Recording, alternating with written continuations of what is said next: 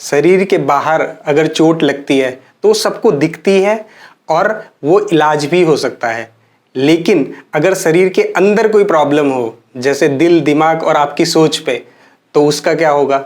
Topic बहुत बड़ा है, सोचने वाला है। इसीलिए आज हमारे साथ इस टॉपिक पे बात करने के लिए हैं आशना गुप्ता जी, जो एक्सपर्ट हैं दिल, दिमाग और सोच की प्रॉब्लम्स को ठीक करने के लिए। Aashna ma'am, welcome in today's podcast. बहुत बहुत स्वागत है आपका। It's my honour to be here sir. Thank you so much. Aashna ji, जैसे हमने बात की थी दिल, दिमाग और सोच की, जो इंटरनल प्रॉब्लम्स है, क्योंकि बाहर की प्रॉब्लम्स तो सबको दिख रही हैं, बट इंटरनल प्रॉब्लम जो है ना वो किसी को नहीं दिख रही। तो वो प्रॉब्लम्स होती क्यों है और उनका सोल्यूशन क्या है, ये आपसे पूछना चाहता हूँ आज। अच्छा, ठीक है। देखिए सर, जैसे आपने अभी कहा कि हमारी जो एक्सटर्नल फिजिकल लेवल पे अगर कोई प्रॉब्लम आती है तो वो हील हो सकती है, दिखती भी है और वो हील भी होती है। अब वो कैसे हील होगी? ऑब्वियस है, हम कोई मेडिसिन लेंगे, डॉक्टर के पास जाएंगे। लेकिन जो इंटरनल हीलिंग है, इंटरनल की जब हम बात करते हैं तो we talk about mental level पे, इमोशनल लेवल पे, फिजिकल लेवल पे तो हम कह रहे हैं हील होता है। तो ये जो इंटरनल लेवल पे अगर कोई चोट लगती है, कैसी चोट लगेगी? मेंटली कोई डिस्टर्बेंस है, एंजाइटी है, स्ट्रेस है, डिप्रेशन है, इमोशनल हर्ट है, इमोशनल कोई ब्लॉकेजेस है due to any type of कोई ट्रॉमा, रिलेशनशिप इश्यूज, ठीक है। तो उनको अगर हील करना है तो इंटरनल हीलिंग के लिए ना सबसे पहले हमें समझना पड़ेगा हमारा इंटरनल सिस्टम। तो जब हम इंटरनल सिस्टम या इंटरनल हीलिंग की बात करते हैं तो हमने इस पहले से ये समझना चाहिए कि ये जो हमारी बॉडी है ये सिर्फ एक फिजिकल फॉर्म में नहीं है। हमें ये समझना चाहिए कि हमारा जो पूरा सिस्टम है ये अपने आप में एक पूरा एनर्जी सिस्टम है। तो जब हम इंटरनल हीलिंग की बात करेंगे ना तो सबसे पहले तो हमें ये समझना पड़ेगा कि व्हाट इज एनर्जी। ओके। जब मैंने ये कहा है कि एनर्जी सिस्टम है तो एनर्जी क्या है और उसका क्या रोल रहता है, तो उसको समझना हमारे लिए बहुत ज़रूरी है। जब तक हम उस कंसेप्ट को नहीं समझेंगे तब तक हमें ये नहीं पता लगेगा भी इंटरनली हील हम कैसे होते हैं। ओके, तो एनर्जी क्या है आपसे मैं जानना चाहता हूं। देखिए हमने आई थिंक स्कूल में, कॉलेजेस में या बचपन में पढ़ा है कि यूनिवर्स, सारा ब्रह्मांड किससे बना है? एनर्जी से। हम कहते हैं everything has energy, living non living सब में एनर्जी है, ठीक है। तो हमारा जो पूरा सिस्टम है ना, ठीक है, ये एनर्जी के बेस पे ही बना है। एक्चुअली है क्या, हमारी बॉडी में कुछ एनर्जी सेंटर्स हैं, एनर्जी पॉइंट्स हैं, जिनको हम बोलते हैं चक्रास। तो हमारा पूरी बॉडी का जो सिस्टम है वो इन चक्रास के थ्रू कंट्रोल होता है। तो जब हमारा एनर्जी सिस्टम अंदर से खराब है तो हमारा चक्रा सिस्टम आउट ऑफ बैलेंस होगा और वो हमें इमोशनल पेन देगा, इमोशनल ब्लॉकेजेस देगा और मेंटल लेवल पे हमें स्ट्रेस और टेंशन देगा। और जब हम इंटरनल हीलिंग की बात करते हैं ना तो हमें वो सिस्टम, जो इंटरनल एनर्जी सिस्टम है, चक्रा का सिस्टम है, उसको हील करना पड़ता है। ओके। और उसको हील करने के लिए हमारे पास बहुत मोडालिटीज हैं। There are different ways all over the world. बहुत सारी टेक्निक्स हैं जिनको हम होलिस्टिक हीलिंग बोलते हैं।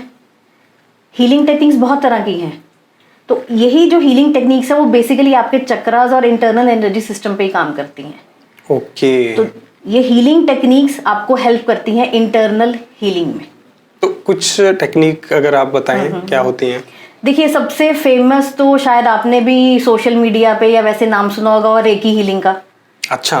तो रेकी हीलिंग अगर आपने सुना है तो बहुत ही फेमस है ऑल ओवर द वर्ल्ड। मैं ये नहीं कहूँगी सिर्फ यही एक हीलिंग मोडालिटी है, बहुत सारी हीलिंग मोडालिटीज हैं, उसमें से एक रेकी है जो बहुत फेमस है। तो पूरा रेकी का प्रोसेस क्या होता है और कैसे करते हैं इसको? सर देखिए, रेकी जो है ना बहुत ही जेंटल लेकिन पावरफुल हीलिंग टेक्निक है। अपने आप में वैसे बहुत जेंटल है लेकिन उसके रिजल्ट्स बड़े स्ट्रांग और पावरफुल रहते हैं, ठीक है। रेकी जो टेक्निक है ना एक जापानीज टेक्निक है। ओके। और रेकी वर्ड भी एक जापानीज वर्ड है। तो ये दो वर्ड से बना है, रे की।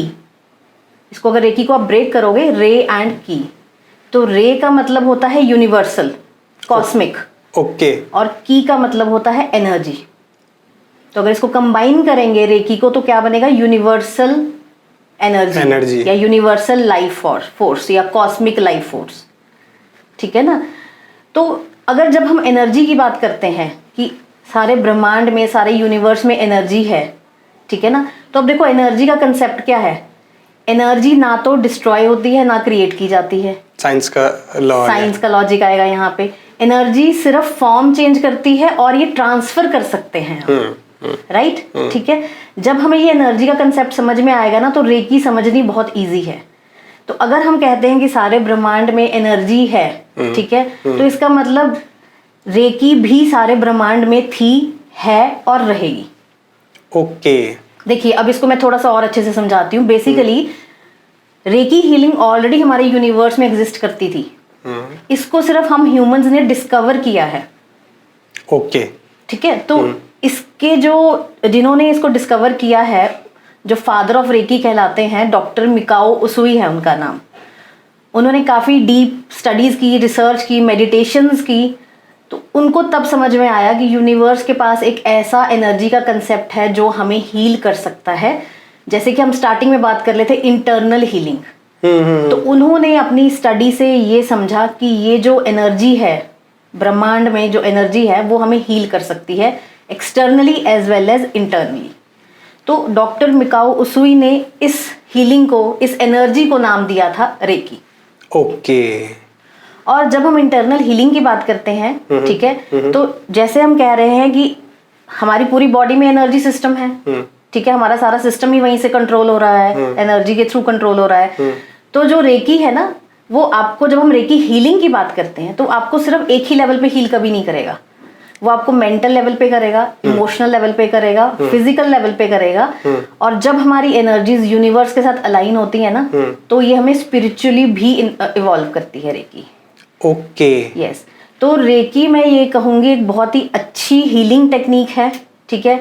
और जो लोग डेली रेकी प्रैक्टिस करते हैं, ठीक है, तो कभी आप उनसे अपने उनके एक्सपीरियंसेस पता कीजिए, ठीक है। तो रेकी बहुत लेवल पे लोगों को ट्रांसफॉर्म करती है। ओके। तो दिस इज द थिंग कि रेकी सिर्फ हील नहीं करती, it transforms your relationship with yourself. Okay. अब मैम मेरा ना एक यहाँ पे क्वेश्चन है, जैसे हमने कहा energy one form to another form में ट्रांसफर हो रही है, राइट। तो यहाँ पे मैंने कहा एक विक्टिम है, हाँ जी, लेट्स से मैं हूँ, मुझे हीलिंग की जरूरत है, तो मुझे कहाँ से मिलेगी, कौन सी एनर्जी ट्रांसफॉर्म होके मेरे पास आएगी, कौन देगा, वो कैसे होता है? नहीं सर, देखिए इसमें क्या होता है, रेकी हीलर्स होते हैं, ठीक है, रेकी ग्रैंड मास्टर्स होते हैं, ठीक है। जैसे अभी मैंने अब लास्ट बताया कि डॉक्टर मिकाओ उसुई ने इसको डिस्कवर किया था, तो जब उन्होंने इसका कंसेप्ट समझा और इसको नाम दिया रेकी, उन्होंने आगे इसको चैनलाइज किया, ताकि लोग हील भी हो सके और रेकी हीलर्स भी बने, ताकि और लोग हील हों। तो ऐसे रेकी हीलर्स हैं, रेकी ग्रैंड मास्टर्स हैं, जिनके थ्रू रेकी किसी विक्टिम को, किसी पेशेंट को हील करती है।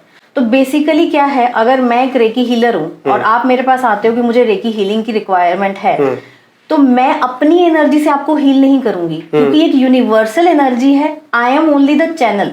Okay. I am only the channel आपको हील करने के लिए। काम तो देखो यूनिवर्स की एनर्जी नहीं करना है, बिकॉज मुझे वो सिस्टम समझ में है, मुझे पता है कि वो इंटरनल हीलिंग कैसे होगी, तो मैं आपको इंटरनली या जो भी आपका इशू है उसको हील कर सकती हूँ। एग्रीड, समझ में आया।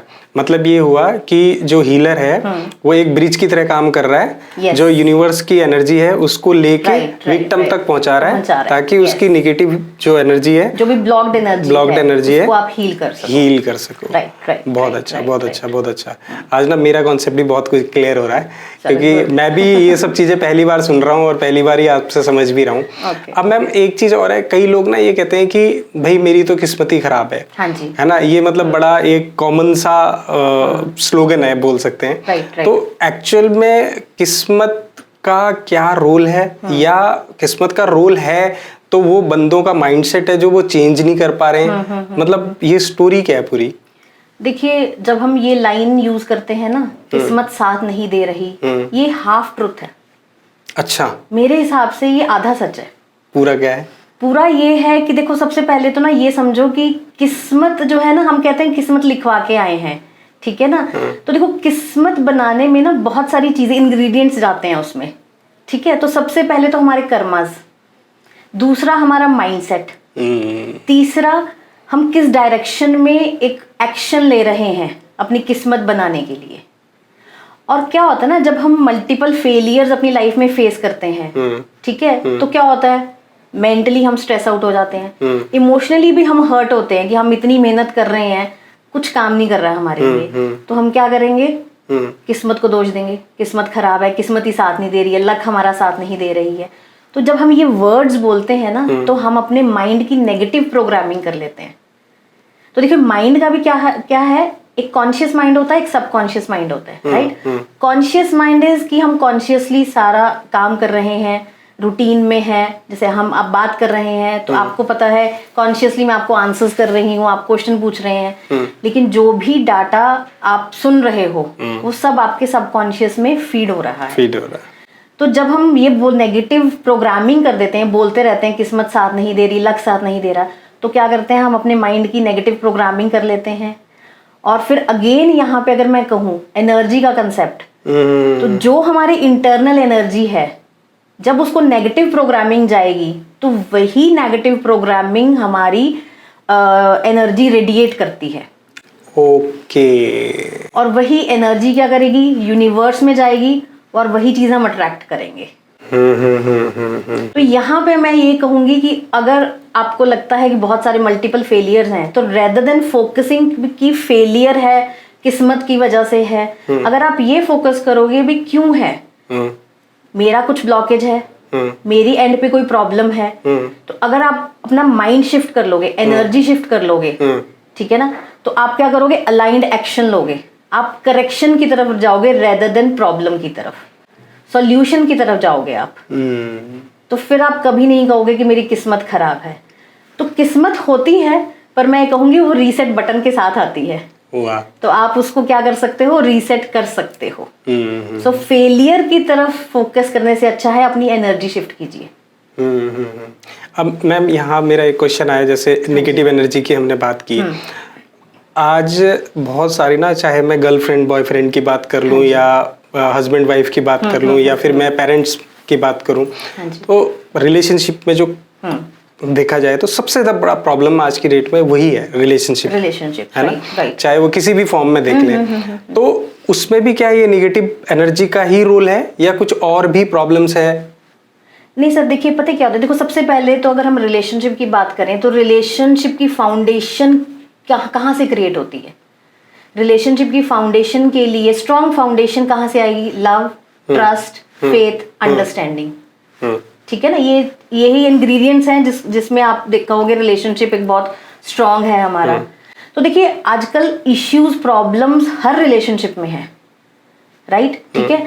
तो जब अगर हम ये कहें कि इस रिलेशनशिप में प्रॉब्लम है, ब्लॉकेज है, ठीक है, तो हाँ एनर्जी का रोल है उसमें, रिलेशनशिप में, ठीक है, बट कहीं ना कहीं अगर हम अगेन द सेम थिंग, अगर हम ये फोकस करें कि हमारे रिलेशनशिप में प्रॉब्लम आ रही है, ठीक है ना, again shifting of your mindset, तो प्रॉब्लम पे फोकस करने की जगह अगर हम ये देखें कि हमारे इसमें रिलेशनशिप में प्रॉब्लम आ क्यों रही है, व्हाट इज द रीजन, तो नेचुरली आप सोल्यूशन पे फोकस करोगे, आप प्रॉब्लम पे नहीं करोगे ना आप। सी एवरीथिंग जो भी हम कहते हैं हमारी लाइफ में प्रॉब्लम है, करियर में प्रॉब्लम है, जॉब नहीं मिल रही है, जॉब में ब्रेक्स लग रही हैं, मनी नहीं आ रहा है, ब्लॉक्ड मनी है, सक्सेस नहीं मिल रही है, रिलेशनशिप टूट रहे हैं, ऑफन ही हम देखते हैं आजकल तो बहुत इश्यूज हैं, ठीक है ना। तो ये जो सारे कंसेप्ट हैं, ठीक है ना, इसमें हम करते क्या है, कोई भी लाइफ में हम इश्यू आता है we only focus on the problem.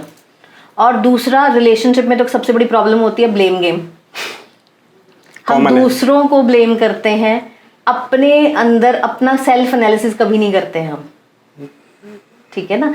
जब हम अपना सेल्फ एनालिसिस करना स्टार्ट कर देंगे तो ऑब्वियस है हम अपने आप को समझेंगे तो दूसरों को ऑटोमेटिकली समझेंगे, तो that will always help to build a better and strong relationship. Ma'am अब मुझे रिलेशनशिप का इशू हमने डिस्कशन किया, अब मुझे एक चीज़ ये समझना आपसे कि ये सब चीज़ों में जैसे कैरियर की बात की, रिलेशनशिप की बात की, या प्रोग्रेस की बात की, मतलब बिजनेस प्रोग्रेस की बात की, या फिर हम मनी और इन सब चीज़ों की बात करते हैं, तो यहाँ पे रेकी हमें कैसे हेल्प कर सकती है? देखिए मेरे पास बहुत सारे क्लाइंट्स आते हैं, रिलेशनशिप के इश्यूज लेके आते हैं, ठीक है। देखिए रेकी में जैसे मैं बता रही थी कि रेकी जब हीलिंग करते हैं हम आपके इंटरनल सिस्टम को हील करते हैं, तो अगर कोई रिलेशनशिप का इश्यू लेके आता है या कोई अपना करियर को लेकर कोई ब्लॉकेज इश्यू लेके आता है, तो सबसे पहले तो हम रूट फाइंड आउट करते हैं कि ये ब्लॉकेज क्यों है। ओके। अब जैसे आपने एक कॉमन सा प्रॉब्लम देखा होगा कि कई बार घर का माहौल बहुत अच्छा नहीं होता, ठीक है ना, तो उसका इम्पैक्ट कहाँ आता है, आपके माइंड पे आएगा, ठीक है ना। और उसी माइंडसेट के साथ, डिस्टर्ब्ड माइंडसेट के साथ आप कहाँ जाओगे, अपने ऑफिस में अपने काम पे जाओगे, तो उसका इम्पैक्ट वहां भी आएगा, ठीक है ना। तो क्या होता है, रेकी एनर्जी क्या करेगी, तो ना देखो वो ऐसा नहीं है कि आपके घर के माहौल को ठीक करेगी या आपके ऑफिस को माहौल को ठीक करेगी, वो तो एक्सटर्नल एनवायरनमेंट है। जब रेकी वर्क करती है ना, तो आपके इंटरनल एनवायरनमेंट को ठीक करती है। तो अगर आप इंटरनली अपने आप को ठीक करते हैं या हील करते हैं, तो आपका एक्सटर्नल एनवायरनमेंट ऑटोमेटिकली ठीक हो जाता है। ओके। तभी it's all about internal healing. तभी कहते हैं अपने अंदर से जुड़ो। जब तक आप अपने अंदर के सिस्टम को नहीं समझोगे, what is going inside you, तब तक आप बाहर का माहौल नहीं समझ पाओगे। अब इसमें एक चीज है, जैसे सपोज मान लीजिए हमने कहा फैमिली का एनवायरनमेंट सही नहीं है। हाँ जी, हाँ जी। अब फैमिली में तो हो सकता है 4 लोग हों, 5 लोग हों, अगर मैंने इस पर्टिकुलर पर्सन की हीलिंग की, हाँ जी, उससे वो इन्वायरमेंट कैसे ठीक होगा? क्या मुझे सबकी हीलिंग करनी पड़ेगी या इसकी हीलिंग ही सफिशिएंट है? नहीं, देखिए सर, इसमें पता क्या रहता है कि अगर कोई आता है अपनी हीलिंग करवाने, ठीक है, देखो जब हम उनसे बात करते हैं हमें ये समझ में आता है कि प्रॉब्लम कहाँ है, प्रॉब्लम एक्चुअली एग्जिस्ट कहाँ कर रही है। अगर तो आप में ही प्रॉब्लम है तो ऑब्वियस है आप ही की हीलिंग होगी। अगर वो इंसान कहता है कि मेरी तरफ से कोई इश्यू नहीं है, या हमारी फाइंडिंग्स ये कहती हैं कि इस पर्सन का कोई इश्यू नहीं, इसका एक्सटर्नल एनवायरनमेंट ही ऐसा है, तो देखिए सबसे पहली बात तो एक्सटर्नल एनवायरनमेंट हमारे कंट्रोल में नहीं होता, ठीक है ना। और अगर एक्सटर्नल एनवायरनमेंट आपको अफेक्ट कर रहा है मेंटली या इमोशनली, तो कहीं ना कहीं आपका ही दोष है। ओ, तो मैं ये कहूंगी यहाँ पे कि एक्सटर्नल जो भी हो रहा है, देखिए वही बात आ गई, आपके आसपास सब एनर्जी है। तो अगर आपके एक्सटर्नल एटमॉस्फेयर में एनर्जी हैवी है, ब्लॉक्ड है, तो एटलीस्ट आपको वो एनर्जी रिसीव नहीं करनी है। तो अगेन उसके लिए आपको आपका माइंडसेट, आपका सिस्टम इतना बैलेंस रखना पड़ेगा ताकि आपके ऑरा में वो एक्सटर्नल एनर्जी आपको डिस्टर्ब ना करे। शील्ड लगा दी है। शील्ड लगा दी। तो ये जो हम एनर्जी की बात करते हैं ना, तो एनर्जी क्या होता है ना, हमारी बॉडी से या किसी भी फिजिकल लिविंग नॉन लिविंग किसी की भी बात करते हैं, तो हर एक चीज एनर्जी रेडिएट करती है यूनिवर्स में, और वही उसका फिर ऑरा बनाती है। ओके। और ये जो ऑरा है वो आपकी बात बिल्कुल सही है, एक तरह का हमारी एक्सटर्नल शील्ड बन जाती है। तो बाहर का माहौल जैसा भी हो, अगर हमारा अंदर का माहौल पीसफुल है, शांत है, तो कोई भी एक्सटर्नल एनवायरनमेंट आपको डिस्टर्ब कभी नहीं कर पाएगा। तो अगर हम रेकी हीलिंग की बात करें तो किसकी हीलिंग करनी चाहिए, तो मैं कहूँगी फिर खुद की ही हीलिंग करो ताकि आपको एक्सटर्नल एनर्जी कभी भी डिस्टर्ब ना करे। तो पहले अपने आप को ठीक करो, ये अमेंड योरसेल्फ। मुझे हाँ जी बताइए। मुझे ऐसा लगता है कि शायद मेरे ख्याल से आज की डेट में हर किसी को हीलिंग की जरूरत है। बिल्कुल है सर, है ना। देखिए अब रेकी की अगर बात चल रही है तो रेकी का सबसे अच्छा बेनिफिट बताती हूँ। इसके लेवल्स होते हैं रेकी के, है ना। तो जो फर्स्ट लेवल है वो हमेशा सेल्फ हीलिंग पे फोकस करता है। इसका जो शुरुआत है वो खुद से ही होती है हमेशा। उसके बाद आप डिस्टेंट, मतलब अगर किसी और को हील करना है सेकंड थर्ड लेवल्स में, तब आप जाते हो उस लेवल में। तो first level is always focused on yourself, जिसमें आप अपना सारा एनर्जी सिस्टम अलाइन करते हो, बैलेंस आउट करते हो। तो ये पूरा एक प्रोसेस होता है जिसमें आप अपने आप को 21 डेज के लिए हील करते हो रेकी में।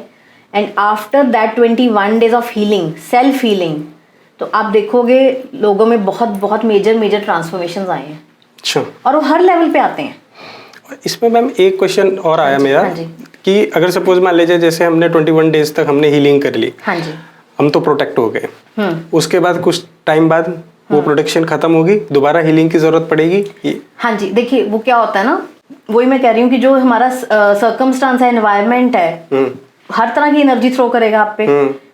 आपने 21 डेज तो कर लिया, ठीक है ना, आपने अपनी शील्ड को प्रोटेक्ट कर लिया, सिस्टम को अलाइन कर लिया, एनर्जी को बैलेंस आउट कर लिया, ठीक है, तो ऑब्वियस एक्सटर्नल एनर्जी तो कहीं ना कहीं तो इफेक्ट करेगी, क्योंकि जब मैं कहती हूँ कि एनर्जी हम रेडिएट कर रहे हैं, ठीक है, तो एनर्जीज एक्सचेंज भी होती हैं, ट्रांसफर हो रही है ना एनर्जीज, तो वो होंगी ही होंगी, ठीक है ना। तो उसमें क्या होता है कि जब हमारे 21 डेज कंप्लीट हो जाते हैं तो एटलीस्ट हमारी एक फाउंडेशन क्रिएट हो जाती है, जिसमें हम क्या करते हैं 21 डेज में जब हम हेड टू टो सारी बॉडी हील होती है तो एक बहुत ही स्ट्रॉन्ग लेयर क्रिएट हो जाती है internally as well as externally.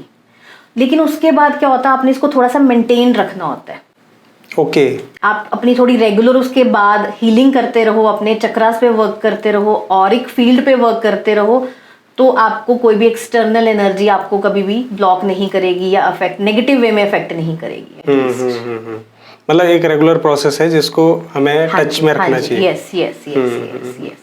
तो अगर आपने रेकी 1 कर लिया है, सेल्फ हीलिंग हो गई है, तो उसके बाद भी जो लोग नेक्स्ट लेवल पे जाना चाहते हैं, नहीं भी जाते हैं, तो मैं उनको पर्सनली रिकमेंड करती हूँ कि आउट ऑफ टच कभी नहीं होना रेकी से, क्योंकि ये समझ लो ये आपका एक वे है जिससे आप अपने सिस्टम को बैलेंस आउट कर सकते हो। एटलीस्ट इंटरनल लेवल पे तो आप अपने आप को बैलेंस आउट करोगे, तो आपका एक्सटर्नल ऑटोमेटिकली हील हो जाएगा। नहीं, बहुत अच्छा, बहुत अच्छा। मुझे लगता है कि आज ना मेरे साथ साथ जो सुन रहे हैं उनके भी कॉन्सेप्ट क्लियर हुए होंगे। आई एम श्योर उनके भी कॉन्सेप्ट क्लियर नहीं, और वो कल ना जब सोशल मीडिया पे इंस्टाग्राम पे ऐसे स्क्रॉल करके रेकी वाला पढ़ेंगे या कोई ऐड देखेंगे ऐसा, तो वो रुकेंगे, कम से कम ये देखेंगे एटलीस्ट जो मैंने कहा वो उससे कहाँ तक अलाइन हो रहा है। नहीं सर, ये होता है कि रेकी को समझने में थोड़ी सी लोगों को प्रॉब्लम पता है क्यों आती है, बिकॉज सबसे पहले वो एनर्जी सिस्टम को नहीं समझते हैं। क्योंकि रेकी है क्या, एनर्जी ही है, यूनिवर्सल एनर्जी है। जब तक वो एनर्जी का कंसेप्ट नहीं समझ में आएगा, आपको रेकी हीलिंग समझ में ही नहीं आती है। तो वो एनर्जी का कंसेप्ट समझना जरूरी है। तो कई लोग इस सिस्टम पे बिलीव करते हैं, कई नहीं करते हैं। क्यों? क्योंकि उनको लगता है कि ये साइंस नहीं है। जो थोड़ा सा लॉजिकल वे से सोचते हैं ना लोग, उनको लगता है ये इसमें कुछ क्या साइंस क्या है। तो एनर्जी का साइंस जो है वो क्या साइंस है? एनर्जी तो हम स्कूल से पढ़ते आ रहे हैं। तो ये कंसेप्ट यूनिवर्सल है, और यूनिवर्सल कंसेप्ट्स में लॉजिक भी है। मैं ये नहीं कहूंगी इसमें लॉजिक नहीं है, लॉजिक है, लेकिन एनर्जी जो है ना वो उसकी कोई फॉर्म ही नहीं है, उसकी कोई शेप नहीं है ना। तो वो बता रही हूँ ना, वो ट्रांसफर कर सकते हैं, उसकी फॉर्म चेंज हो जाएगी। और एनर्जी क्या है, हम देख नहीं पाते उसको, वी कुड ओनली फील। तो रेकी हीलिंग एनर्जी भी इसी पे बेस्ड है। तो एनर्जी को समझना बहुत जरूरी है अगर आपको रेकी हीलिंग समझनी है। तो जिसने वो कंसेप्ट समझ लिया वो रेकी हीलिंग को ऑटोमेटिकली समझ जाएगा। उसके पीछे फिर वो लॉजिक और साइंस नहीं ढूंढेगा। नहीं, आपने मुझे लगता है जिस तरीके से बताया ना, लोगों के आज समझ में आया होगा। I hope so, I am sure समझ में आएगा। नहीं, बहुत अच्छा, बहुत अच्छा। मैम, एक टॉपिक ना बहुत ट्रेंडिंग है इस टाइम पे, स्पेशली सोशल मीडिया के ऊपर, मैनिफेस्टेशन। तो ये रियली काम करता है या मतलब ओवर हाइप्ड है, ये क्या है? ये बात आपकी बिल्कुल ठीक है कि मैनिफेस्टेशन जो वर्ड है आजकल सबको पता है, सब बोलेंगे मैनिफेस्टेशन मैनिफेस्टेशन, बट मैनिफेस्टेशन को थोड़ा सा समझने की कोशिश कीजिए। सी, मैनिफेस्टेशन बेस्ड है लॉ ऑफ अट्रैक्शन पे। यूनिवर्स ने ना कुछ लॉज बनाए हैं, उसमें से एक लॉ है लॉ ऑफ अट्रैक्शन। ठीक है, जब हम एनर्जी की बात कर रहे थे, मैंने कहा था हम एनर्जी रेडिएट करते हैं। जो हम रेडिएट करते हैं यूनिवर्स वही हमें वापस देता है। तो ये यूनिवर्स का लॉ है, लॉ ऑफ अट्रैक्शन। जो हम देंगे वही वापस आएगा हमारे पास, राइट? ठीक है, तो मैनिफेस्टेशन में क्या होता है, जो भी हम चीज, जो भी देखो उसमें हम एक गोल सेट करते हैं। मैनिफेस्टेशन के बेसिकली कुछ स्टेप्स होते हैं, रूल्स होते हैं। ठीक है, तो फर्स्ट इज, सबसे पहले तो आप अपनी इंटेंशन सेट करोगे, आप अपना गोल सेट करोगे कि मुझे क्या अचीव करना है। Okay, right? ठीक है, हाँ, अगर आप बिल्कुल सही डायरेक्शन में अपनी इंटेंशन सेट करते हो और आप एक लॉन्ग टर्म गोल सेट करते हो कि मुझे ये अचीव करना है, जो आपके कल को हाईएस्ट गुड के साथ मैच करेगा या कल को आपके लिए बहुत बेनिफिशियल रहेगा without harming you and others, तो सबसे पहले तो आप मैनिफेस्टेशन में गोल सेट करते हो। फिर आप जब मैनिफेस्टेशन में गोल सेट करोगे उसके अकॉर्डिंग आप अलाइंड एक्शंस लोगे। तो जो आप अलाइंड एक्शंस लेते हो ना, उसको आप रेगुलर मॉनिटर करोगे, तब जाके आपकी मैनिफेस्टेशन कंप्लीट होती है। ओके। तो देखिए बात क्या है, मैनिफेस्टेशन में पहले आप इंटेंशन पुट करोगे, फिर अलाइंड एक्शन लोगे, तो जो आप एनर्जी थ्रो कर रहे हो तो वही आपको फिर रिजल्ट मिलेगा। तो मैनिफेस्टेशन सोशल मीडिया पे बहुत चल रहा है, बट द प्रॉब्लम इज लोग कहते हैं, मेरे पास भी बहुत आते हैं कि मैं मैनिफेस्टेशन की थी। बहुत सारी टेक्निक्स है मैनिफेस्टेशन की, देयर आर वेरियस टेक्निक्स, आप कोई भी यूज कर सकते हो।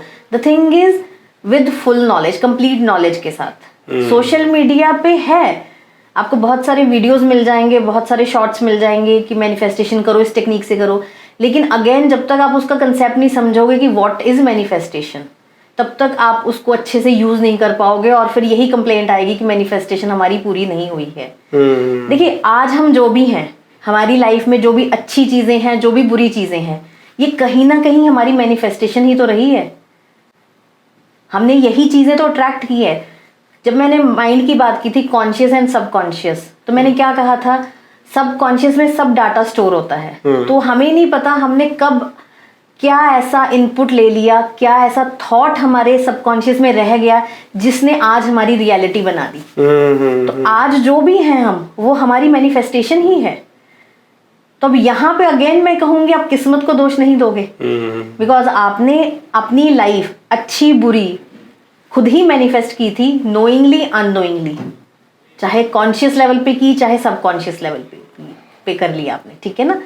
सो वॉट एवर वी स्पीक, हमारे words, whatever we think, हमारे 5 सेंसेस है ना, उनके थ्रू जो भी हमारे अंदर जा रहा है वो हमें बना रहा है, वो हमारी प्रोग्रामिंग कर रहा है, और उसी के थ्रू मैनिफेस्ट कर रहे हैं। तो अगर हम रेगुलर कुछ नेगेटिव वर्ड्स बोलते रहेंगे, अच्छा नहीं है, बुरा हो रहा है, मैं तो बीमार हूँ, वही मैनिफेस्ट करोगे आप। आज नहीं तो कल करोगे ही करोगे, क्योंकि यूनिवर्स ने तो आपने वर्ड्स थ्रो कर दिए, वो एनर्जी थ्रो कर दी है, तो यूनिवर्स ने तो यही कहना है, बेटा ये ले तथास्तु। उसको नहीं पता व्हाट इज बीमार, नो क्या है, पेन क्या है, उसको नहीं पता है। उसको तो, यूनिवर्स को तो सिर्फ एक ही वर्ड समझ में आता है कि आप कुछ कह रहे हो और उसने तथास्तु कह देना है आपको कि ये ले।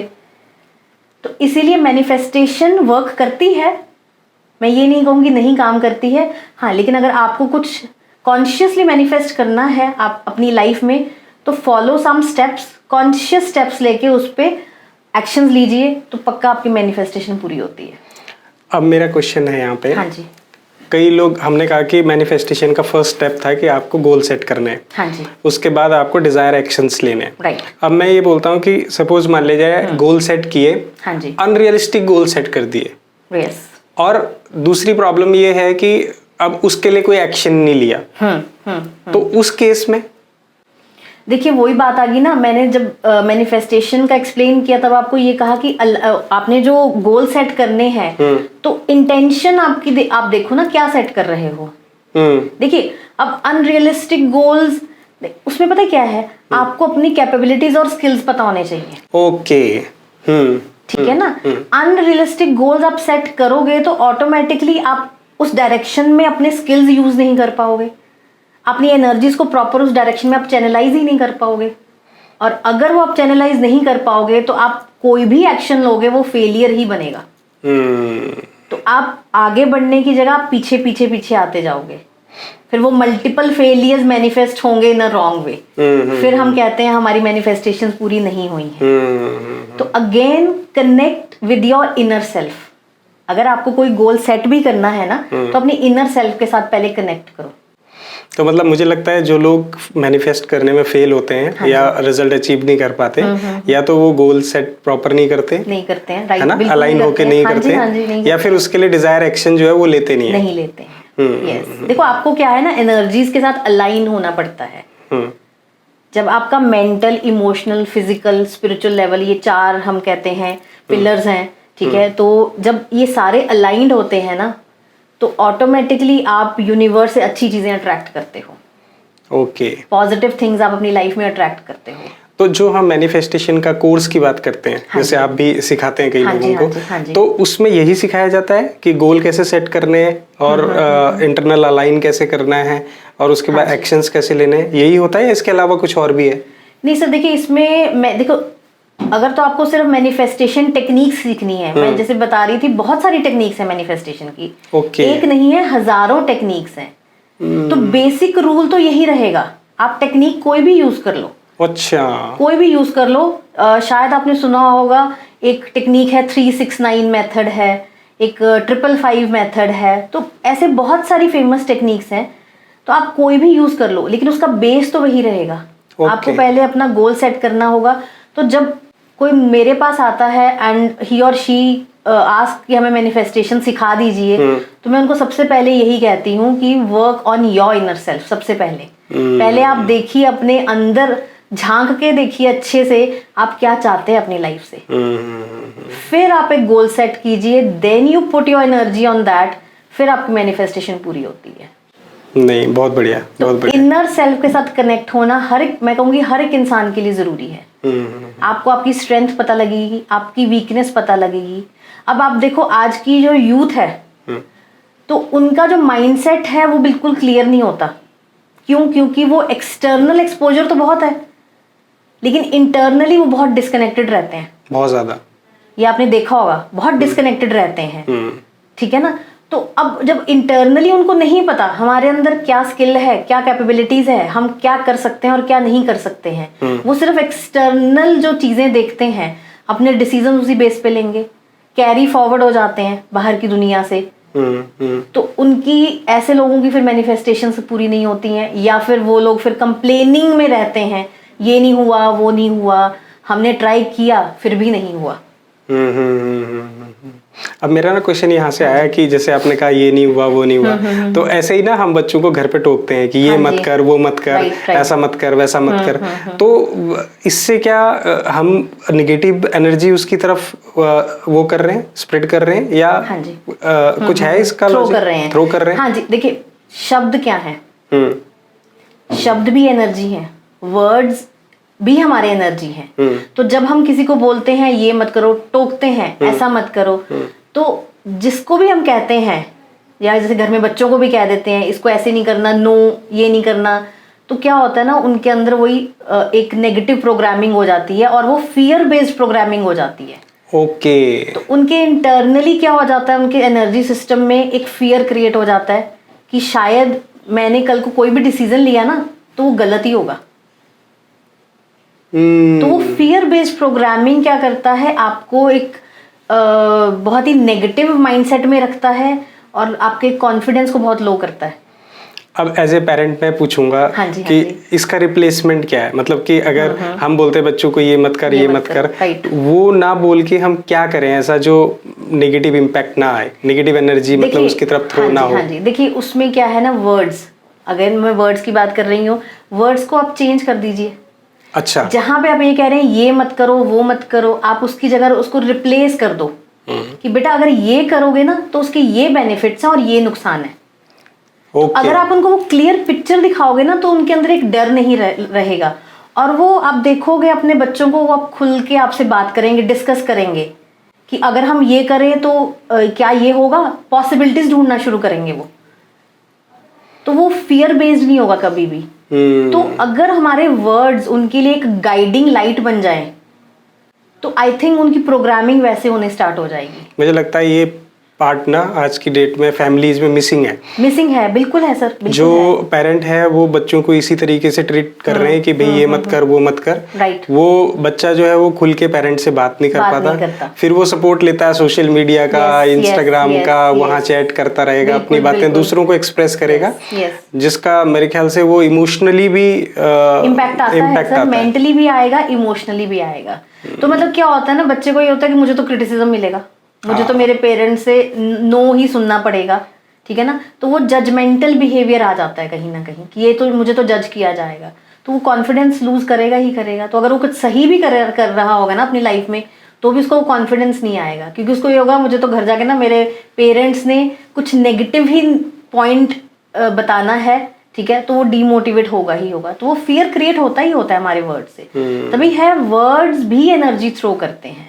नहीं, मुझे भी ये चीज़ रियलाइज हुई बहुत अच्छी तरह आज आपके साथ बात करके ये पता चला कि नेगेटिव एनर्जी का मतलब मीनिंग क्या है।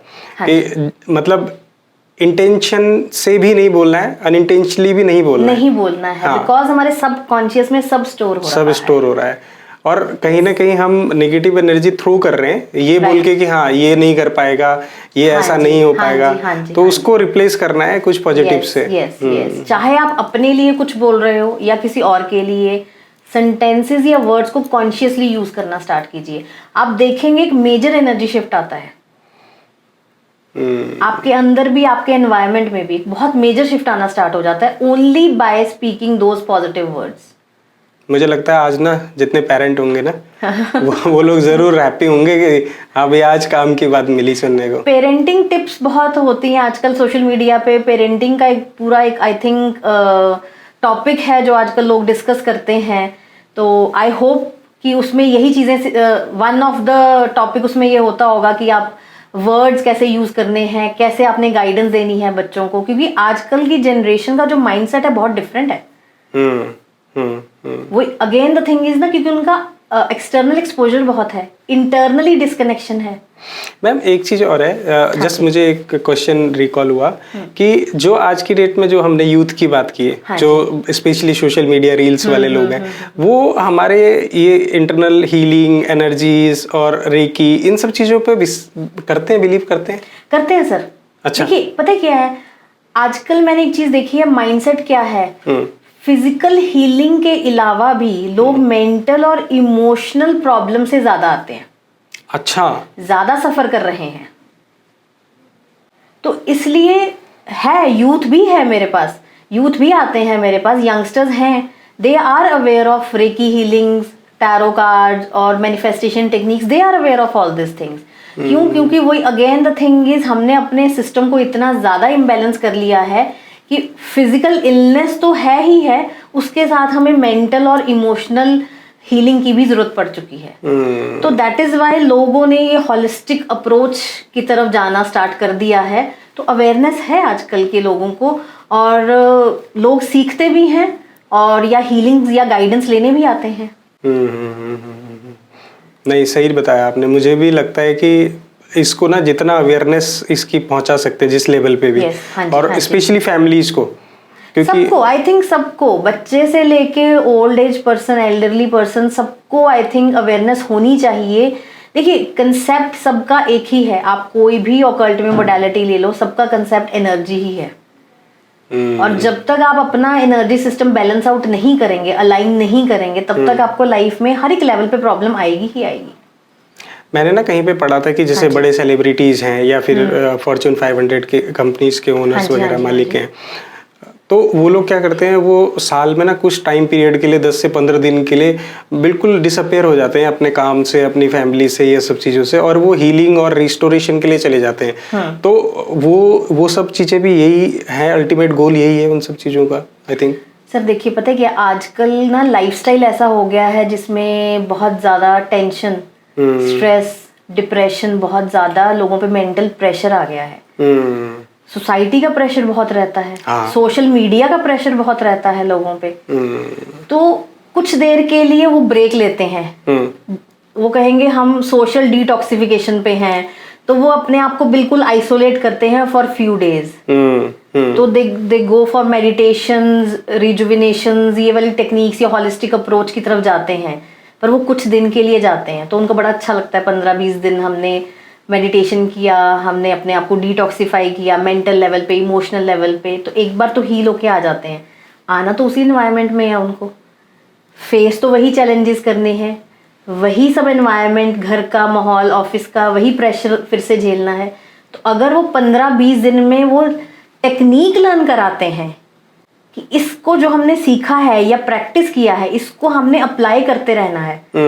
वही जैसे रेकी की बात मैंने कहा कि फर्स्ट 21 डेज के बाद आपको उसको एक मेंटेन करना पड़ता है।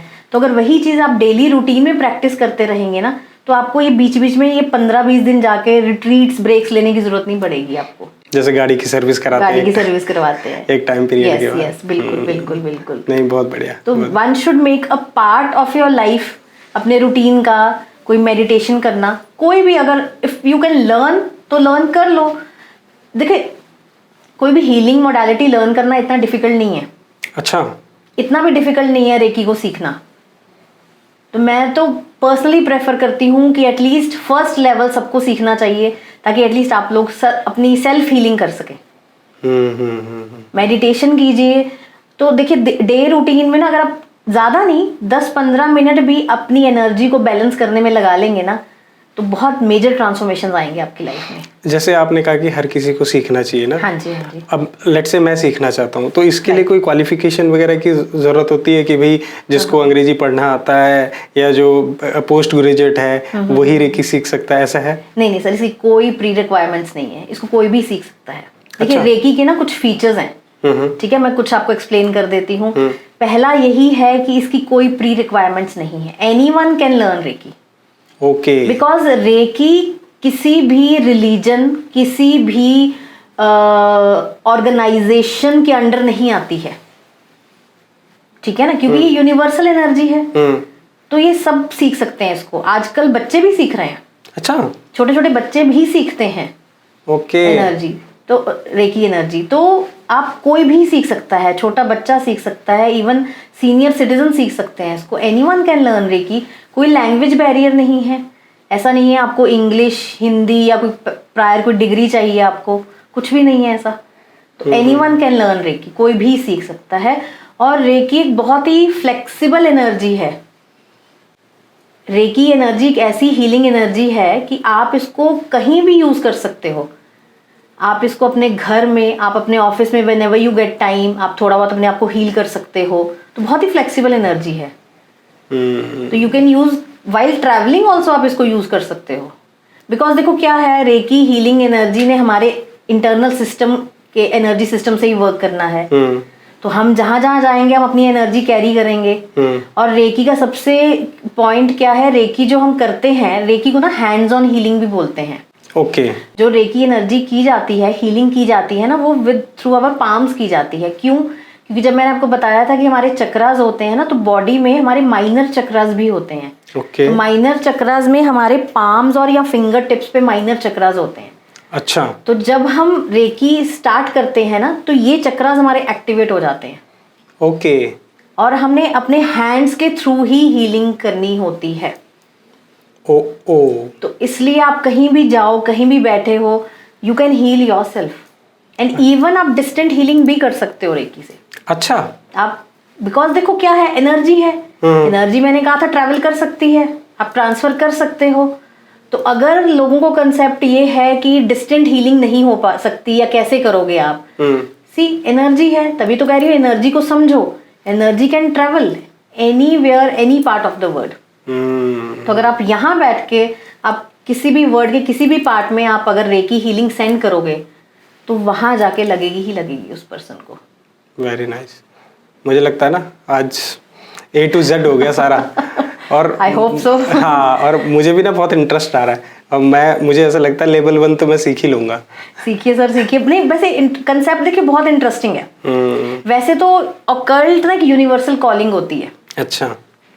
रेकी भी यूनिवर्सल कॉलिंग है, क्योंकि देखो यूनिवर्स को पता है कि ये जो एनर्जी है ना, ये इंसान इसको संभाल लेगा।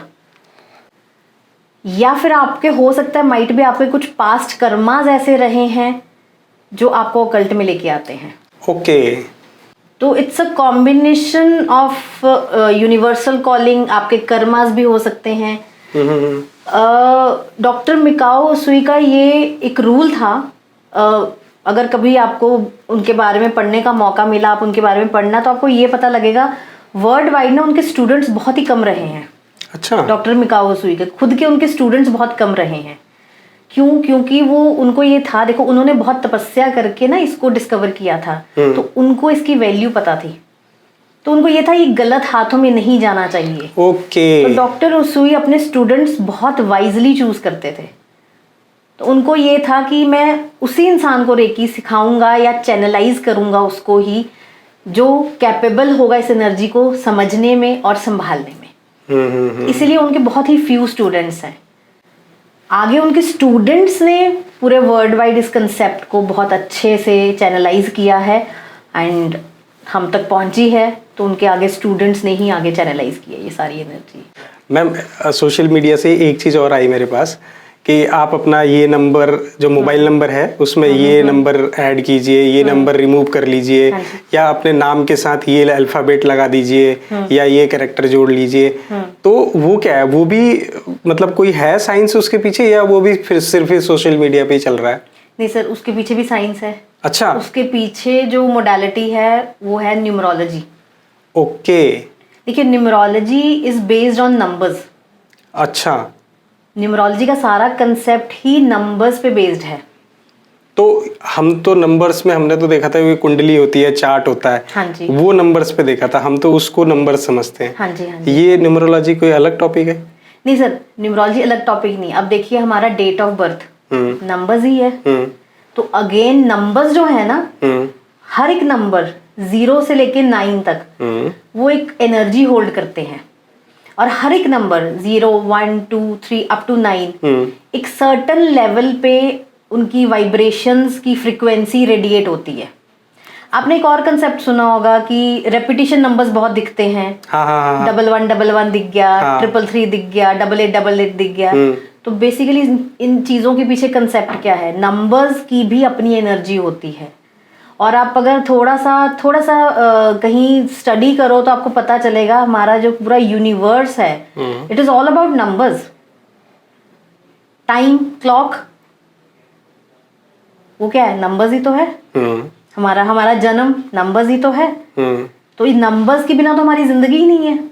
तो न्यूमरोलॉजी उसी कंसेप्ट पे है, नंबर्स के बेस पे है वो। ओके। उसमें सिर्फ नंबर्स हैं जो आपका एक प्रॉपर एक ग्रिड बनाते हैं, और वहीं से आपका सारा प्रेडिक्शंस होती हैं, आपको गाइडेंस मिलती है।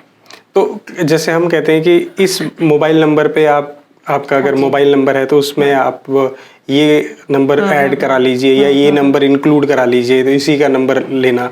आप अपने नाम के साथ ये यूज कर लो, अल्फाबेट ऐड कर दो। तो मतलब वो कैसे निकलता है, वो मेरे को समझ नहीं आया। और इसका बेनिफिट रियल में होता है? सर देखिए, पता है क्या है, अगर हम मोबाइल नंबर की बात करते हैं तो जैसे मैं कह रही हूँ कि हर एक नंबर की एक वाइब्रेशन होती है, एनर्जी होती है जो वो रेडिएट करता है। ठीक है। तो जब हम एक पर्टिकुलर मोबाइल नंबर को न्यूमरोलॉजी के हिसाब से कैलकुलेट करते हैं ना, तो कैलकुलेशन से ना हमें एक पर्टिकुलर एक नंबर मिलता है, 1 to 9 में फॉल करेगा जो। ओके। ठीक है ना। और जो हमें नंबर मिलता है आफ्टर न्यूमरोलॉजिकल कैलकुलेशन, तो हम वो देखते हैं क्या वो आपके साथ अलाइन कर रहा है, क्या वो नंबर आपको सूट कर रहा है। क्योंकि देखो, नंबर्स को ना हम प्लैनेट्स के साथ भी ज्वाइन कर सकते हैं। तो हर एक नंबर को एक एक प्लैनेट असाइंड है। तो जब हम न्यूमरोलॉजी में कैलकुलेशन करते हैं और हमें पता लगता है कि आपके मोबाइल नंबर की कैलकुलेशंस में ये नंबर है, तो हमें ये देखना होता है कि क्या वो आपको सूट कर रहा है या नहीं कर रहा। तो जैसे मैं समझ रहा हूँ कि गिरीश, मेरा नाम गिरीश है। हाँ जी। तो गिरीश को 0 to 9 कौन से नंबर्स जो हैं वो शूट करेंगे? सेम अल्फाबेट्स को भी न्यूमरोलॉजी में एक एक नंबर असाइन किया जाता है। ओके। हर एक अल्फाबेट A to Z को भी एक एक नंबर असाइंड है। ओके। ठीक है। तो जो हमारा पूरा नाम है उसको भी जब हम कैलकुलेट करते हैं नंबर्स की फॉर्म में न्यूमरोलॉजी में, तब भी हमें एक नंबर मिलेगा 1 से लेके 9 तक। तो हमने वही देखना होता है कि जो हमें कैलकुलेशन के बाद नंबर मिला है वो हमारे नेम के साथ अलाइन हो रहा है या नहीं हो रहा। तो आपने बहुत सारे सेलिब्रिटीज भी देखे होंगे, सुने होंगे कि जिन्होंने अपने नेम में करेक्शंस किए हैं। बहुत किए हैं। नेम चेंज नहीं होता, इसमें नेम करेक्शंस होती हैं। जैसे सुनील शेट्टी हैं, उन्होंने अपने सुनील में ई ऐड करवाया है। आई थिंक राजकुमार राव जी ने भी करवाया है, आर ऐड करवाया है शायद। अजय देवगन ने अपने देवगन सरनेम से ए ड्रॉप कर दिया। हाँ, ये ऐड नहीं किया, उन्होंने ड्रॉप किया है। ड्रॉप किया है, ये मैंने भी कहीं सुना था। ऐड करने से कुछ अल्फाबेट या ड्रॉप करने से अगर आपका वो नेम के अल्फाबेट्स का कैलकुलेशन का नंबर जो आता है, अगर वो आपकी एनर्जीज के साथ अलाइन कर रहा है, आपकी लाइफ में कुछ बेनिफिशियल दे रहा है, तो डेफिनेटली ये चीजें वर्क करती ही करती हैं। ओके। तो हमारा नाम सिर्फ एक पहचान नहीं बनता, वो हमारी पूरी वाइब्रेशंस को का एक पैटर्न बन जाता है जो हमारी लाइफ को इन्फ्लुएंस करता है। तो इसीलिए just by adding some alphabets या कुछ अल्फाबेट्स को निकालने से वो पूरे नाम की वाइब्रेशन फ्रीक्वेंसी चेंज हो जाती है। Again this is science. Again this is science. तभी तो मैं कह रही हूँ कि ऑकल्ट अपने आप में एक पूरा साइंस है। अच्छा। पूरा अपने आप में एक साइंस है। तो अगर इसको लॉजिकली देखोगे तो आपको बहुत सारे लॉजिक्स मिलेंगे भी। अच्छा। लेकिन साथ में क्योंकि यूनिवर्स का बहुत बड़ा रोल है ऑकल्ट में, तो यूनिवर्स के कंसेप्ट्स भी स्टडी करने पड़ेंगे आपको। सेलिब्रिटीज ने समझ लिया न्यूमरोलॉजी, हाँ जी, तो उसने चेंजेस ले आए। राइट। यहाँ कॉमन आदमी समझ नहीं रहा, इसीलिए चेंजेस नहीं हो रहे। इसीलिए चेंजेस नहीं हो रहे हैं। तभी तो कह रही हूँ समझने की जरूरत है, बस उस कंसेप्ट को समझने की जरूरत है। जिस दिन आपको वो कंसेप्ट समझ में आ गया तो हम ना बहुत ज्यादा वो नहीं करेंगे कि ये नहीं हो रहा, वो नहीं हो रहा, तो ग्रम्बलिंग नहीं करेंगे हम अपनी लाइफ में, या ब्लेम नहीं करेंगे कभी किस्मत को, कभी किसी को ब्लेम कर दिया, तो वो चीजें खत्म हो जाएंगी हमारी लाइफ में। मुझे लगता है सेलिब्रिटीज को पता है तभी उन्होंने किया, लेकिन उन्होंने डिस्क्लोज नहीं किया। जब वो पब्लिकली आई चीजें तभी पता चली कि हाँ ये है। तो वो जो कॉमन मैन है वो समझ नहीं रहा उस चीज को, वो इसी मतलब उधेड़ बुन में बैठा है कि ये तो साइंस नहीं है, आप ऐसे हवा में बातें कर रहे हो, ये सब है ना। बिल्कुल सर, बिल्कुल। नहीं, बहुत बढ़िया, बहुत बढ़िया। मैम, हमने नंबर्स की बात की ना अभी। हाँ जी। अब यहाँ पे एक क्वेश्चन मेरा ये बनता है कि लेट्स से फॉर एग्जांपल मैं मोबाइल नंबर लेने गया, हाँ है ना, राइट, तो घर लेने गया, है ना, या फिर मैंने कहीं पे ऑफिस लिया या शॉप ली। अब ये सब चीजें तो मैं कभी कोई न्यूमरोलॉजी दिखा के या कुछ करके नहीं लेता, या गया और मैंने बोला भाई एक मोबाइल नंबर लेना है, इस कंपनी का दे दो, वो उसने दिया। ऐसे ही सपोज मान लीजिए प्रॉपर्टी की बात करता हूँ, तो एक एडवाइजर ने मुझे प्रॉपर्टी दिखाई, ऑफिस दिखाया, घर दिखाया, मैंने ले लिया। तो उस केस में हमारा न्यूमरोलॉजी कहाँ पे काम करेगा और कैसे काम करेगा? सर देखिए, अगर हम मोबाइल नंबर की बात करते हैं, आपने तो ले लिया, ठीक है ना, तो अगर तो वो नंबर देखो, वो भी डिपेंड करेगा, आपको अगर लग रहा है कि वो नंबर आपको सूट कर रहा है। एज ए कॉमन पर्सन कैसे पता चलेगा कि शूट कर रहा है? देखिए सर, सूट करने का क्या है, आपने मोबाइल नंबर लिया, आपने यूज करना स्टार्ट किया, फॉर एग्जांपल आप बिजनेस पर्पस के लिए कर रहे हैं, आपने वो नंबर अपने सिर्फ बिजनेस के लिए रख लिया, ठीक है ना, ठीक है। आप देखोगे आपको कॉल्स नहीं आ रही हैं तो उसको कन्वर्ट नहीं हो रही हैं कॉल्स, ठीक है ना, तो अगेन द थिंग इज कि आपको फेलियर दिख रहे हैं। तो आप क्या कहोगे कि जब से नया नंबर लिया है ना, तब से काम नहीं चल रहा, क्लाइंट्स ही नहीं आ रहे हैं, या टर्न अप ही नहीं हो रहे हैं, यही कहोगे ना, आप कंप्लेंट करोगे उस चीज का, ठीक है ना। तो जब आपको दिखेगा कि प्रॉब्लम्स आ रही हैं, तो ऑटोमेटिकली आपका ध्यान उन नंबर्स पे जाएगा ही जाएगा, कहीं मैंने मोबाइल नंबर तो नहीं गलत कर लिया, तो मैं चेंज करके देख लूं उसको। तब आपको किसी ना किसी एक्सपर्ट के पास आप जाओगे, या देखो बिलीफ सिस्टम सर यहाँ पे बहुत काम करता है। अच्छा। Again I would say belief system बहुत काम करता है यहाँ पे। तो अगर आपको लगेगा कि ब्लॉकेजेस आ रही हैं, काम नहीं चल रहा है और बिल्कुल फेलियर पे आ गए हैं हम, तो डेफिनेटली आप उसको, अगर तो अगेन आपका माइंडसेट फेलियर की तरफ ही जा रहा है, तो अगेन नेगेटिव प्रोग्रामिंग हो जाएगी। और अगर आपका ध्यान जाएगा कि नहीं कुछ करेक्शंस करने वाली हैं, ठीक है, और अगेन आपकी अगर यूनिवर्सल कॉलिंग हुई, तो ऑटोमेटिकली आपका ध्यान नंबर्स पे जाएगा ही जाएगा। अब इसमें जैसे आपने बोला कि या तो ये करूं मैं कि नंबर लेने से पहले किसी न्यूमरोलॉजिस्ट को दिखा लूं। हाँ जी, बिल्कुल बिल्कुल। अब घर और शॉप लेता हूं, उस केस में सर देखिए, घर और शॉप का नंबर फिक्स्ड रहेगा, उसको हम चेंज नहीं कर सकते, लेकिन हाँ हम उसकी जैसे नंबर प्लेट बाहर लगाते हैं, उसमें कुछ चेंजेस कर सकते हैं। लेकिन जब हम किसी जगह की बात करते हैं ना, ठीक है, तो उसमें सिर्फ नंबर चेंज करने से नहीं, उसके इंटरनली बहुत सारी चीजें कई बार हमें सेट करनी पड़ती हैं या देखनी पड़ती हैं। इसमें फिर मैं एक वास्तु का बहुत बड़ा रोल आता है। अच्छा। किसी जगह पे घर है, ऑफिस है, इसमें वास्तु का बहुत बड़ा रोल आता है। तो अगर आपको लगता है कि आपने कोई प्रॉपर्टी बाय कर ली, चाहे कमर्शियल की है, रेजिडेंशियल की है, ठीक है, और ड्यू टू एनी रीजन आपको लगा, आपने मूव भी कर लिया उस प्रॉपर्टी में और आपको लगा कि ये सूट नहीं कर रहा, अगेन सूट कैसे नहीं कर रहा, ऑब्वियस है आपकी ग्रोथ नहीं हो रही है। अगर आपने घर लिया, घर में आपको लग रहा है कि फैमिली मेंबर्स आपस में लड़ाई हो रही है, कुछ आपस में आर्गुमेंट्स हो रहे हैं, ठीक है, आपको लग रहा है आप ग्रो नहीं कर रहे हो। इवन ऑफिस स्पेस भी लेते हो, वहां भी आपको लग रहा है अभी खर्चे ज़्यादा हो रहे हैं, कमाई कम हो रही है, सेविंग्स नहीं हो रही हैं, तो जिस एरियाज में आपको प्रॉब्लम्स दिखेंगी, तो डेफिनेटली आपको होगा भी कुछ तो प्रॉब्लम है, कहीं ना कहीं तो दिक्कत है, तो ये प्रॉपर्टी लेके शायद मैंने कुछ गलत कर दिया, ठीक है ना। तो देखो नंबर क्योंकि वो फिक्स्ड है, तो वहां पे हम उसमें चेंज नहीं कर सकते, हाँ, अगर उसको हो सकता है कई बार हम इंटरनल एनवायरनमेंट को थोड़ा सा चेंज कर सकें with the help of vastu. Vastu के साथ एक क्रिस्टल थेरेपी भी आती है। अच्छा। तो कुछ क्रिस्टल्स ऐसे हैं जो आपके घर की एनर्जी को, आपके ऑफिस की स्पेस को बहुत ज़्यादा पॉजिटिव कर सकते हैं। तो with the help of vastu, with the help of crystals आप बैलेंस कर सकते हो एनर्जीज को। क्रिस्टल तो हमने हाथों में पहनते हुए, गले में पहनते हुए ऐसे ही देखे हुए। हाँ जी, हाँ जी। उसका ये रोल भी होता है? यस, बिल्कुल होता है। बिकॉज ये जो हमारे क्रिस्टल हीलिंग स्टोन्स बोलते हैं हम इनको, हाँ। हीलिंग क्रिस्टल्स भी कहा जाता है इनको। ये स्टोन्स हमें नेचर में मिलते हैं। तो लोग तो अपने मतलब ड्रेस कोड के हिसाब से डाल लेते हैं क्रिस्टल कोई भी। फैशन, हाँ जी, आजकल फैशन बन गया क्योंकि क्रिस्टल ज्वेलरी फॉर्म में बहुत आने लग गया है। हाँ। सो पीपल को, लोगों को मतलब बहुत ही इजी लगता है कैरी करना, एंड वो एक फैशन स्टेटमेंट बन गया है आजकल क्रिस्टल्स को कैरी करना है। लेकिन ये जो स्टोन्स हैं इनका अपना एक हीलिंग इफेक्ट होता है। तो देयर आर क्रिस्टल्स जो आप अपने घर में, अपने ऑफिस में, अपनी स्पेस में रखोगे, बहुत पॉजिटिव एनर्जी रेडिएट करते हैं वो। मेरे ख्याल से आज बहुत सारे लोगों का ना मतलब पता चलेगा उनको कि ये अब कुछ भी पहन लिया कलर के हिसाब से, कलर कॉम्बिनेशन के रहे, तो वो मेरे ख्याल से वो आज सरप्राइज हो जाएंगे कि ये क्या है, या शॉक होने वाले हैं। नहीं सर, देखो क्रिस्टल का तो मैं बहुत अच्छे अच्छे एक्सपीरियंसेस आपके साथ शेयर कर सकती हूँ। क्रिस्टल एक ऐसा स्टोन है, अगर आपने लाके कहीं से रख दिया, अपने टेबल पे, अपने रूम में कहीं भी रख लिया, ठीक है, और अगर वो आपको सूट कर रहा है तो वो बहुत मेजर चीजें आपकी लाइफ में ब्लॉकेजेस रिमूव कर देगा और बहुत मेजर पॉजिटिव चेंजेस लेके आएगा। और अगर वो छोटा सा स्टोन, अगर आप छोटा सा भी बाय करते हो, ठीक है, और वो आपने पहन लिया और आपको सूट नहीं कर रहा, तो आप मेजर डिफिकल्टीज और ब्लॉकेजेस लेके आता है।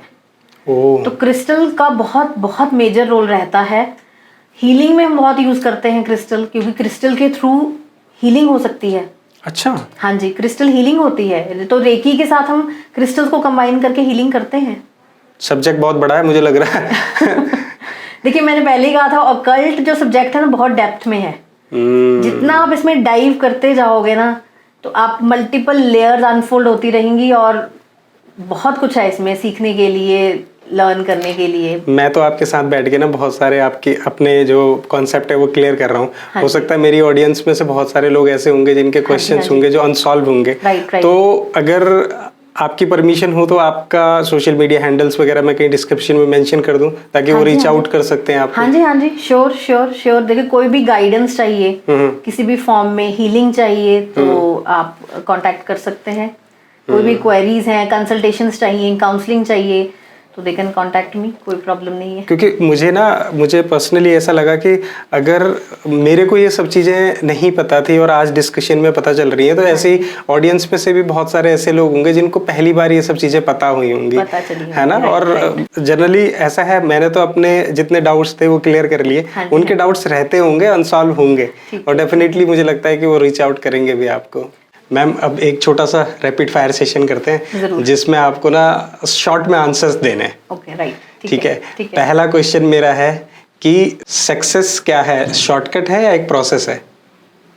सर देखिए, प्रोसेस है, क्योंकि अगर आपको सक्सेस पानी है और लॉन्ग टर्म सक्सेस पानी है, तो शॉर्टकट में क्या होगा ना, आपको दरवाज़ा दिखेगा, लेकिन जब आप स्टेप बाय स्टेप एक प्रॉपर प्रोसेस के थ्रू जाओगे, आपको बहुत सारे एक्सपीरियंसेस होंगे, लर्निंग होगी, और वो तब जाके जो आपको सक्सेस मिलेगी ना, वो अल्टीमेट सक्सेस होगी, और वो आपकी लॉन्ग टर्म सस्टेन करेगी। रेकी साइंस है या spirituality? Reiki is a combination of science and spirituality. जैसे सारी बातें हम कर रहे थे, एनर्जी की बात कर रहे थे, तो रेकी साइंस भी है। It is a bridge between science and spirituality, क्योंकि जब आपकी वो एनर्जीज अलाइन हो जाएंगी ना यूनिवर्स के साथ, तो आप स्पिरिचुअली इवॉल्व होगे ही होगे। तो साइंस आपको स्पिरिचुअली इवॉल्व करने में हेल्प करता है। तो reiki is a science as well as spirituality. Money luck है या फिर स्किल है? देखिए, मैं कहूँगी मनी एक स्किल है। देखिए, आपके अंदर अगर स्किल है तो आप उसको स्किल को प्रॉपर डायरेक्शन में यूज़ करोगे, राइट अपॉर्चुनिटीज़ अट्रैक्ट करोगे। तो जब आपने राइट अपॉर्चुनिटीज़ अट्रैक्ट कर ली, तो आप ऑब्वियस है मनी की तरफ जाओगे ही जाओगे। तो स्किल आपको मनी तक अपने आप लेके जाएगा। और जहाँ तक लक फैक्टर का है, जैसे हमने पहले भी बात की है, किस्मत अच्छी बुरी, तो मैंने कहा था उसमें रीसेट बटन है, तो आप खुद भी बना सकते हो। तो मनी हमेशा स्किल है। लव रियल है या टेम्परेरी? देखिए, लव अगर रियल है तो फाउंडेशन स्ट्रांग है, तो लॉन्ग टर्म सस्टेन करेगा वो। तो अगर टेम्परेरी है तो लव जो है वो आप उसमें क्या करोगे, उससे दूर भागोगे। तो अगर इसको लॉन्ग टर्म सस्टेन करना है तो obvious it should be real. Career passion है या प्रेशर? देखिए, मैं ये कहूँगी करियर हमेशा पैशन के बेस पे होना चाहिए। देखिए, जहाँ प्रेशर होगा ना, वहाँ पे आप परफॉर्म नहीं कर पाओगे। और अगर आपका करियर पैशन के बेस पे बनता है तो आप क्या करोगे, उसमें अपना दिल जान पूरी अच्छी से लगाओगे और आपको सक्सेस मिलेगी ही मिलेगी। और जहाँ पे आप अंडर प्रेशर परफॉर्म करोगे, वहाँ पे आप अपना करियर में कभी सक्सेस नहीं पाओगे। मैनिफेस्टेशन हाइप है या ट्रुथ है? ट्रुथ है, वो मैंने आपको सारा एक्सप्लेन किया है। ये ट्रुथ है। हाइप शायद इसलिए लग रहा है क्योंकि आजकल सोशल मीडिया पे बहुत ज़्यादा ये वर्ड सुनने को मिल रहा है, लेकिन वही अगर आप प्रॉपर स्टेप्स फॉलो करोगे तो manifestation is real. Name change useful है या वर्स्ट है? देखिए, नेम चेंज नहीं, मैंने कहा था नेम करेक्शन। तो नेम करेक्शन इज़ यूजफुल तभी हम क्या करेंगे, उस जब हम अल्फ़ाबेट्स को ऐड करेंगे या ड्रॉप करेंगे, तभी हम एग्जैक्ट उस फ्रीक्वेंसी पे आएंगे जो हमें लाइफ में आगे जाके ग्रोथ देगी और सक्सेस देगी। Ma'am thank you so much, आपने इतनी सारी बातें की हमारे साथ। मुझे लगता है कि आज बहुत सारे लोगों के, जैसे मेरे डाउट्स थे ना, बहुत सारे लोगों के डाउट्स भी क्लियर हुए होंगे। और आपने जो मुझे परमिशन दी कि आपके सोशल मीडिया हैंडल्स वगैरह मैं डिस्क्रिप्शन में डालूंगा, तो मुझे लगता है कि उससे लोग आपको कनेक्ट करके और भी उनके जो डाउट्स होंगे, अनसॉल्व क्वेश्चंस होंगे, वो आपसे कनेक्ट करेंगे और पूछेंगे। And thank you so much कि आपने इतना सारा टाइम दिया और इतनी सारी बातें की। It's my pleasure. Thank you so much, thank you.